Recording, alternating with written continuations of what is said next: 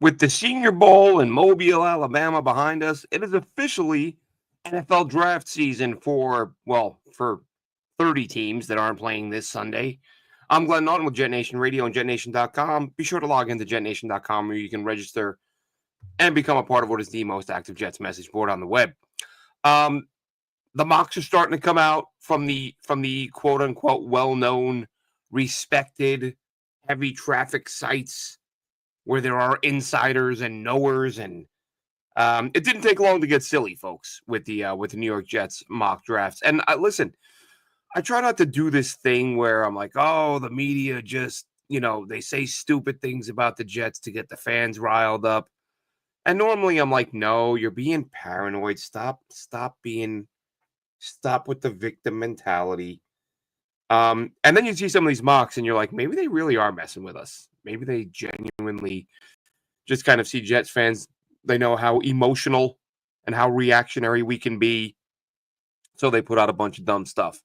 And I'll tell you what, speaking of reactional and emotional, but I tweeted out the other day that the Jets, that I was worried about the Jets coaching staff because too much inexperience. A lot of guys with no experience and a lot of guys who have failed in what little experience they have. And it wasn't a lot of people, but the people who did speak up, very, very upset, very sad group, lots of tears, lots of hugging, consoling. How dare you question the wisdom of Woody? Jets never get anything wrong. You're not a real fan. I was literally, I tweeted, it was like before I went to bed, with the time difference. And I'm looking at this coaching staff, and like I've said a million times, I like the Aaron Glenn hire. But I'm like, all right, I like Aaron Glenn, but he's never coached the game as a head coach. And the OC's never called the play as a coordinator. The DC, respected guy. O-line coach has never been an O-line coach. He's got 1 year experience as an assistant on a atrocious group. QB coach has been, he's a running back who coached running backs forever. Someone gave him a shot at quarterbacks, and he's had 4 stops in 5 years. So I'm like, man, anybody who feels good about this, like, I wish I can get on board with you. But that's a whole lot of like, well, we hope he can coach, and we hope he can coach, and we hope he can. None of them have. Well, none of them have done it well. But we're hoping these like 4 or 5 guys who have never done the job or never done the job well. That's a lot of hope. So yeah, I don't feel great about the staff, and the tears. It was like a Lifetime movie, like bust out the Kleenex. Glenn questioned the coaching staff, and lots of questions to be asked of this coaching staff. And like I said, you like the fact that it's Aaron Glenn leading the way, even though he's not been a head coach. You just kind of feel like he's got a little leg up on a lot of these guys, largely through the mentorship of Bill Parcells, which for some reason some people try to underplay. Like, oh, so what? So he had a phone call with Bill Parcells 10 years ago. No, like they talk regularly. And Parcells was the one who guided him through the process. We've talked about this. But some people like to downplay that. But I like that it's Aaron Glenn. Even as an inexperienced guy, I think he's probably going to have a little bit more wisdom than some of these past first-timers. But yeah, very, very sensitive, what do they call it? Thin skin for some fans who can't fathom the concept of questioning the wisdom of the almighty New York Jets and their long storied history of that one time they won a Super Bowl before most of us were born. How dare you, Glenn? How dare you? Not a real fan?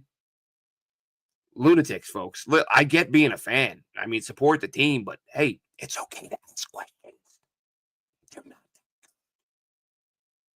been good for a very long time. Like, questions should be asked. If I feel like if some of these fans were like, if you made them owner for a day, like no matter who the head coach was, lifetime appointment because he's awesome. Win-loss record doesn't matter. Great. greatness. He bleeds Jets green. He wears the right colors. That's my guy. Sometimes people aren't good, and you have to move on from them. And when people are nothing but a question mark because they've never been good, it's okay to say it. Well, I think it's okay to say it. If it, again, if it hurts your feelings, then come on. Grow up a little. So mock draft season has started. GM Island Empire says he hates mock drafts and hate the simulator. Listen, I'll tell you what, Island Empire. Mock draft, I mean, it has gotten overboard. And I'm only covering these because it's like early days. There's only a couple out there from like reputable mainstream folks. We do a couple a year. I think I used to limit it to 2 because it does get out of hand. I don't need, like, if you're giving me 50 mock drafts, then you have no, like, ideas. You just want to cover your bases and be able to go on draft day. You want to be able to say, oh, we mocked that guy to the Jets. Yeah, you mocked every guy to the Jets. You did 1,000 mocks. And listen, it gets views. People love mocks. Again, I think we've over the years sort of oversaturated the market. The simulators I like because even as much college football as I watch, I don't know how many billions of hours I watch every year. You can pluck some names off there of guys that maybe you didn't notice as you were going through this. I mean, that's generally how I'll a couple of years ago, I started I'll go to a simulator like the day after the draft. Give me the PFN simulator, which updates the following day. And I'll just start watching on that. And actually what I usually like to do is go to the bottom of the list first and watch some of the lesser known, lower ranked guys first, start there and work my way up. I tend to get to the Georgia, Alabama guys like in the weeks leading up to the draft, a couple of weeks, because you see those guys without trying. They're such highly touted guys. They're on every show you watch about the draft, every podcast you listen to. Those guys so you have an idea before you start watching. But you don't know about the mid-late round guys the UDFAs who people aren't talking about because they don't get ratings. So like I said, we limit ourselves. I think we did 3 last year. I used to do 2. I used to do 1 pre-combine, 1 post-combine, and then maybe I think once or twice because I didn't love the post-combine one that I did.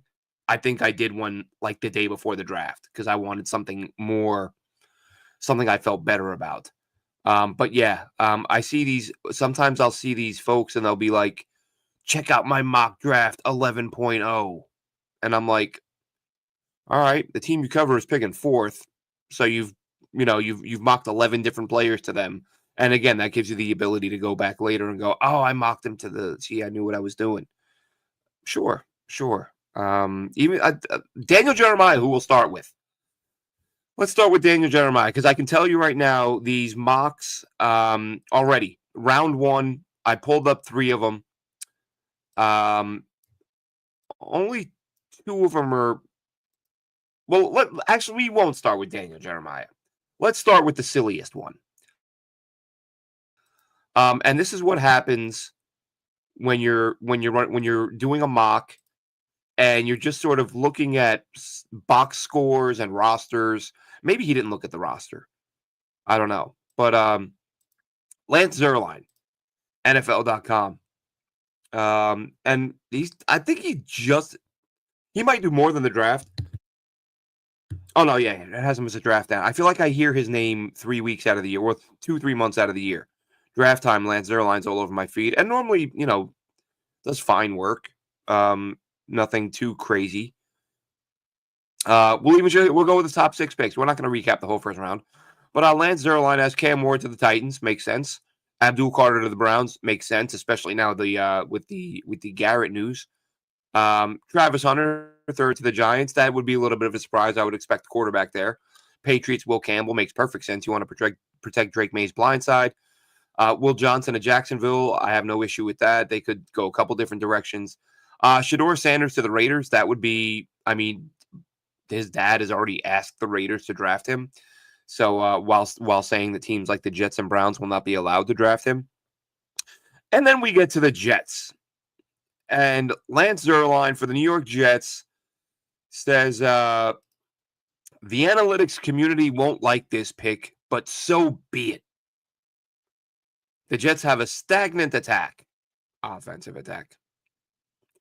And Breece Hall hasn't reached 1,000 yards in any of his 3 seasons. That's why he mocks Boise State running back Ashton Gianti to the Jets. A running back at 7 for a team that has Breece Hall, that just drafted Braylon Allen, and has Isaiah Davis behind them. Now, Isaiah Davis is a tough one. His numbers, again, box score. His numbers look okay, but he didn't have a ton of carries. And if you go back and look, it feels like a chunk of his carries, a not insignificant number, came on like 3rd and 15, and he'd get a 12-yard run. So he padded his stats a little bit by being in obvious long passing situations and getting the defenses letting him run the ball up the middle and getting the stop before the first down. And again, I'm not sitting here saying he's not going to be good or I don't like him. I'm just saying the numbers he did produce are a little bit misleading, as are Breece Hall's. Guys, Breece Hall, the reason why Zierlein wants to draft Ashton Gianti is because Breece Hall has never hit 1,000 yards. Well, let's take a look at this, shall we? Breece Hall in 3 full seasons. Season 1 was averaging 5.8 a carry before he got injured and was out for the year from week 8 onward. That's probably why he didn't get 1,000 yards that year. I'm going to go out on a limb. Year 2, Breece Hall. He didn't get 1,000 yards. He got 994, but because he came up 6 yards short, you got to get Ashton Gianti. And why was he 6 yards short? Because Robert Saleh hired people who can't count. The Jets said it. They let it be known they were trying to let Breece Hall get to 1,000 yards in week 17 against the Patriots, and he was absolutely tearing it up. He ran for 1,000,000 yards. He needed 1,006,000. And Robert Saleh hired some folks who were not familiar with the world of addition, and they told him he had the 1,000 yards and pulled him out of the game, and he finished the season with 994. And then fast forward to this season where he ran for 876 on 209 carries. 4.2 yards per attempt. And, I mean, how much was his season damaged by having the buffoons in charge that the Jets had in charge? Through Breece Hall's first, 5 games of the season, I believe? I will say 6. First 6 games of the season, here were his numbers. Sorry, yeah, 5. It's 5. 16 for 54. Not great. But look, it's week 1. Robert Saleh never played the offensive lineman early, so it was always going to take time for the O-line to gel. So you've got an offensive line that's never played before and a coaching staff that doesn't know what they're doing. 16 for 54. Then he goes 14 for 62 week 2. Not a bad day. That's 4.43 a carry. Then he goes 16 for 54 again. So again, 3.38. Then against Denver, 10 carries for 4 yards. And then against Minnesota, 9 carries for 23 yards. And then, for those of you who remember, we see a change at offensive coordinator. They put aside Nate Hackett, bringing Todd Downing, who's no great shakes, but he was better than Hackett. From that point on, Breece Hall, 18 for 113. That's 6.28. Then you play Pittsburgh on the road, tough defense, 12 for 38, 3.17, not great. Then you play the Pats, 16 for 80, 5 a carry. You play the Texans, 4.9 a carry on 15. Then you play Arizona, 5 yards, 5.2 per carry on 10 carries. Then you play Indy, 4.8 per carry on 16 carries. Then you play Seattle, 5 yards a carry again, but he only gets 12. Then you play Jacksonville. They only give him 9 carries. He gets 30 yards. That's 3.3. Then against the Rams, 14 for 52, which is 3.7. And then he goes 4.5 a carry against Buffalo, but only gets the ball 10 times. Then he goes 4.25 against Miami, but only gets the ball 12 times. So we've got a guy who's regularly averaging 4.5 a carry, and he gets more than 15 carries. Let's count them up. Over the final 9, 10, over the final 10 weeks of the season, let me make sure I'm getting this right. 5, 6, 7, 8, 9, 10, 11. Over the final 11 weeks of the season, how many times do you think Breece Hall got more than 15 carries? I'll tell you, 2. 2. He had 18 against Buffalo. He had 15 against Houston. And he combined in those games to run for 187 in 2 games. Every other game, 12, 10, 12, 9, 14, 10, 12. They won't give the guy the football. And then I got to hear people criticize Breece Hall for not carrying the ball for 1,000 yards. You're not going to give him the ball. Not going to hand it to him. We'll give it to him 7 or 8 times. And then we're going to pay people in the offseason to talk about why he needs to be replaced because he hasn't run for 1,000 yards. This is why GM Island Empire. This is why people hate the mock the mock draft situation. In the chat real quick, Rich says, how we doing, Rich? He says, confused by the coaching staff hires. Careful, Rich. Listen, every one of these guys, future head coaches, they're all leading football where it's going. Don't you dare question the wisdom of Aaron Glenn and his coaching hires, because the real fans who cheer for every bad move, they'll come for you, Rich. Island Empire says he heard the Gianti pick. It was weird. And John says he's seen 3 mocks so far that have the Jets taking Campbell. I haven't seen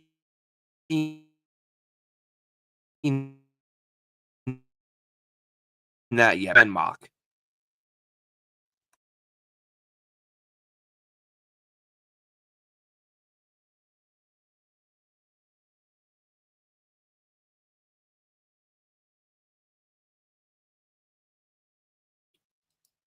But, and I get that, the picks of the past regimes do not have anything to do with the current regime. But it's like,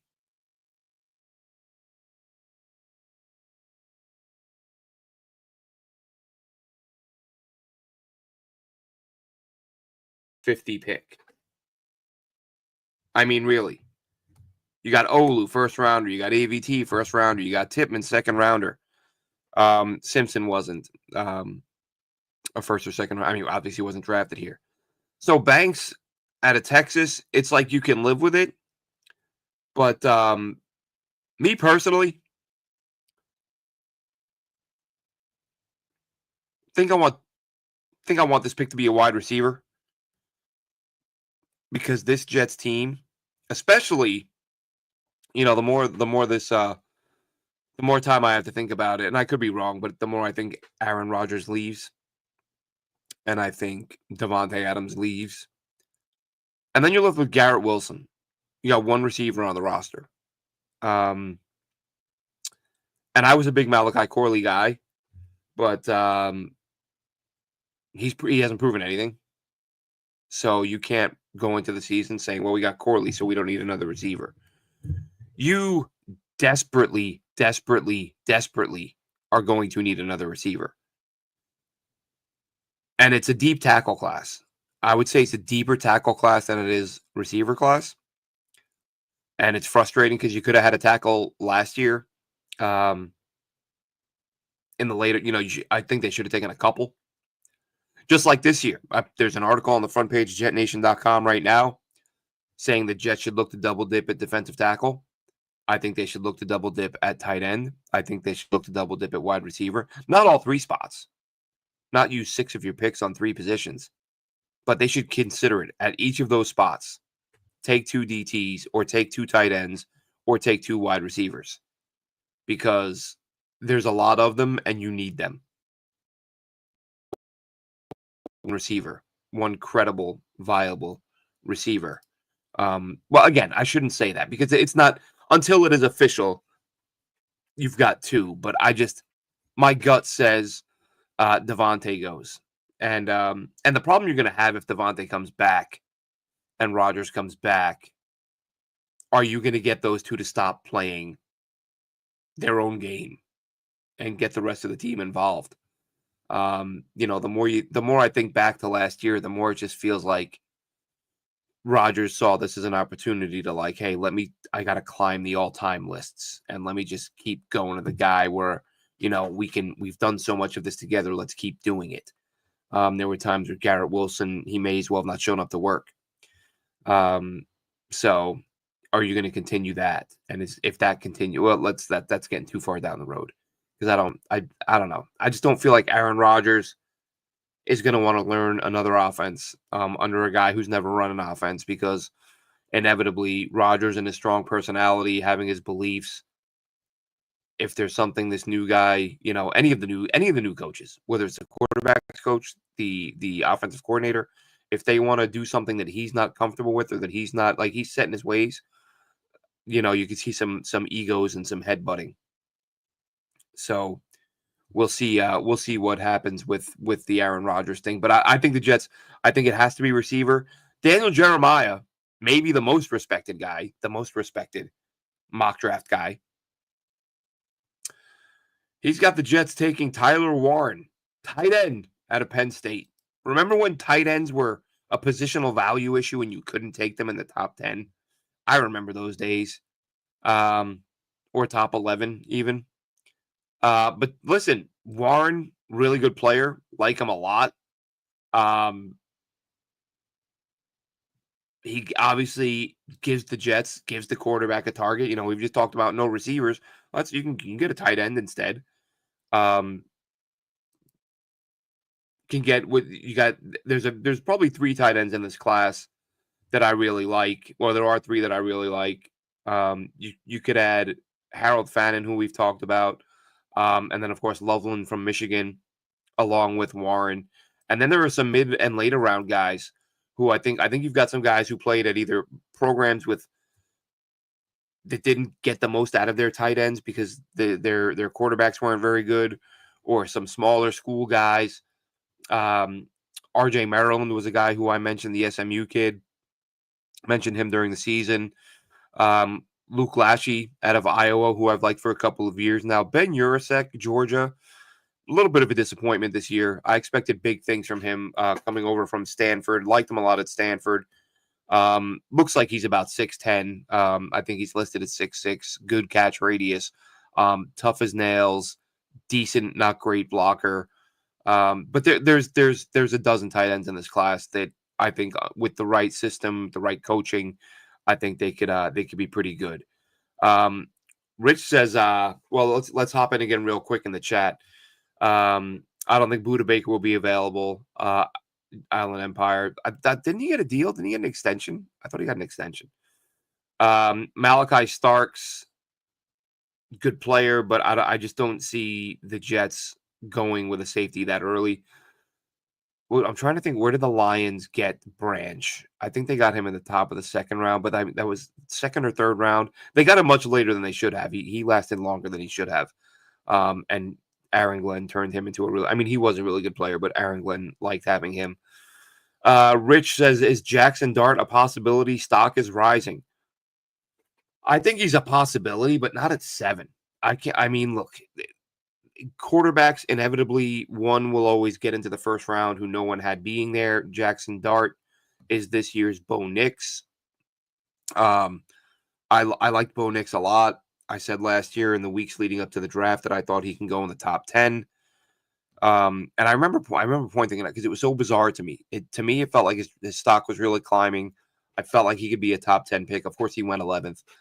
And simultaneously, there's I think Sports Illustrated, which I guess, they're not what they used to be, right? It could have been a 17-year-old intern writing it. I don't remember. But there was a mock that had Bo Nix going to the Jets in the 3rd round. And I was like, I try not to be too critical because we're all guessing. None of us know. The GMs don't know. How many great GMs have a million misses on their resume? It's fun. We do this for entertainment. People will pretend they know. But there are some things that are more obvious than others.